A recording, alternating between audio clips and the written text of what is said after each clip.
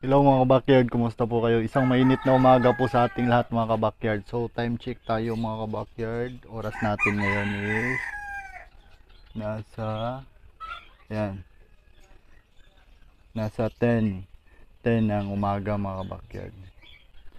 So pakita ko muna sa inyo mga kabakyard yung pang out ko na mga alaga ko dito sa bahay na pre-sale chicken at saka yung naked neck white, then yung mga Polish ko ka-backyard. And then update ko din kayo ka-backyard sa CCU ng Silver Sea Bright X Sirama, CCU ng aking US Silky mga ka-backyard, para makita nyo kung gaano na sila kalaki.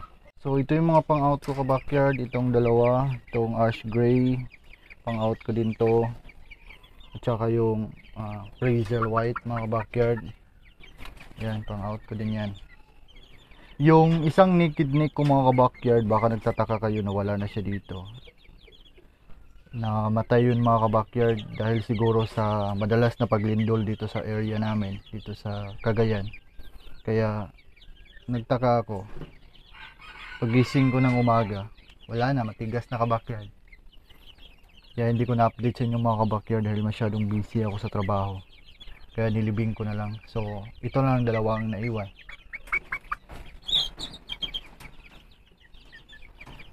So nandito din yung sisiw ng Silver Sea Bright X Sirama ko mga ka-backyard. Malaki na sila. Yan. May dalawang male dito at saka tatlong female. So itong dalawang to male po sila, saka yung dalawang yan, saka itong isa female po ito. Pang out ko din ito mga ka-backyard. Actually ang dalawang isang pares na to is mayroon nang nagbayad for pick up na lang to mga ka-backyard.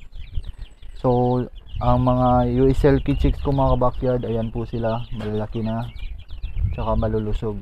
Ayan, 8 po sila lahat mga ka-backyard. So ito naman yung future breeder ko mga ka-backyard, isang white at saka isang brown na may black sa ulo. So itong apat na to mga ka-backyard, mga pang out ko po sila. So itong dalawang naked neck, isang pre-sale na black, at saka isang Polish. So sila po yung mga pang out ko ka-backyard.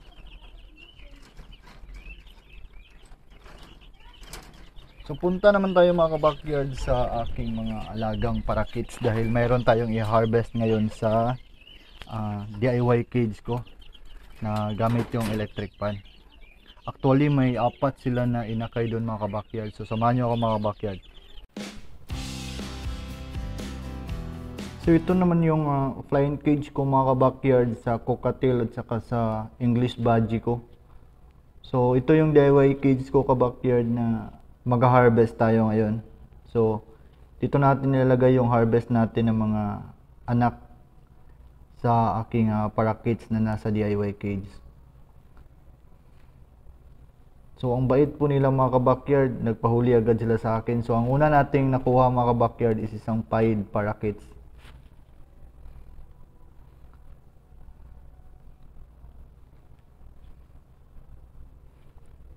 So gray naman yung isa ka-backyard oh. Lumipad pa ka-backyard, ayaw magpawak.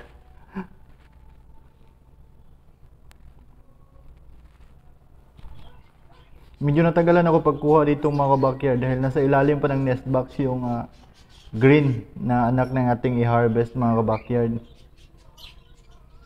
Ayan mga ka-backyard oh. So may itlog na pala tong parisa na itong mga ka-backyard. So need na talaga natin iwalay ang kanilang mga anak ka-backyard dahil pag once hindi natin ito nawalay, so may posibilidad mga ka-backyard na mabasag yung itlog sa ating parisan dito sa DIY cage. So ito po yung parents nila ka-backyard, yung gray at saka yung pied na yellow.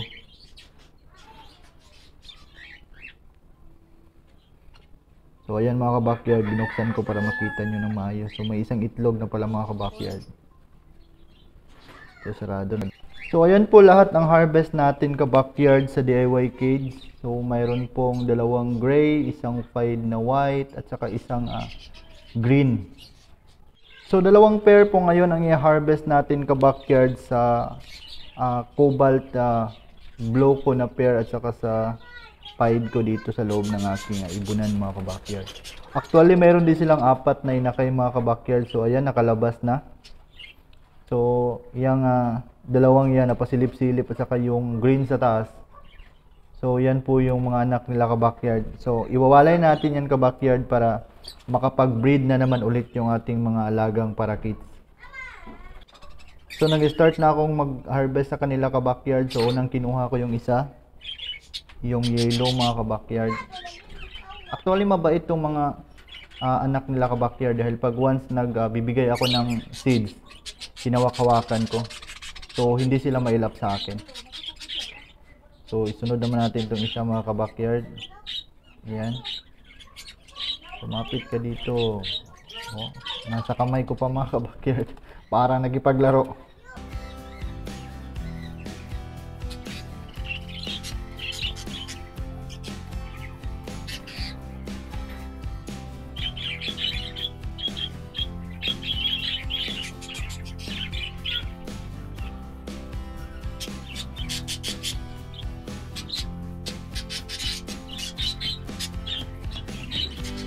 So, next ko naman yung green mga ka-backyard. Actually, ang green mga ka-backyard hindi ito mailap dahil palagi ko itong hinawakan. So, ayan. Nakadapo na siya sa kamay ko mga ka-backyard. Ayan. Pumunta ka dito dahil iwawalay ko na kayo sa parents nyo para makapag-breed na naman sila ulit. Ganda ka-backyard oh. Isang wild type green mga ka-backyard na parakeet. So, meron pang isang mga backyard yung nakasilip sa loob ng nest box. So, kukunin din natin siya para makapag-breed na yung parents niya at saka hindi na maistorbo sa cage nila ka-backyard.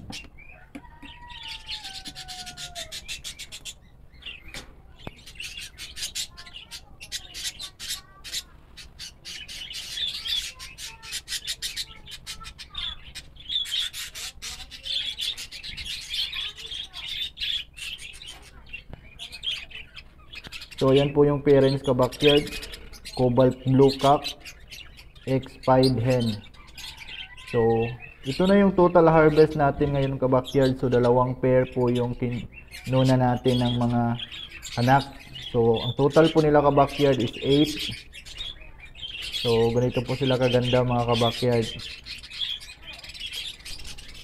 So, dito ko po sila ilalagay ka-backyard sa plain cage ko sa aking mga alagang parakeet. So, ayan ka-backyard, binuksan ko na. May isa nang pumasok sa loob.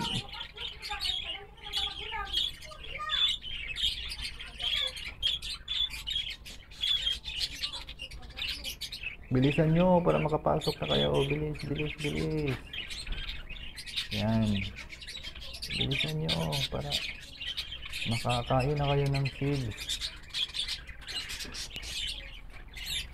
Pasok, pasok. So, ayan mga ka-backyard, tapos na nakapasok ang harvest natin ng mga parakeets. So, dito ko sila inalagay ka-backyard sa aking plain cage. So, ayan po. So, actually mga ka-backyard, ang lahat ng mga parakeets kong ito is pang-out ko sila. So, kung sino man yung gustong bumili, pwede kayo mag-message sa akin sa Facebook.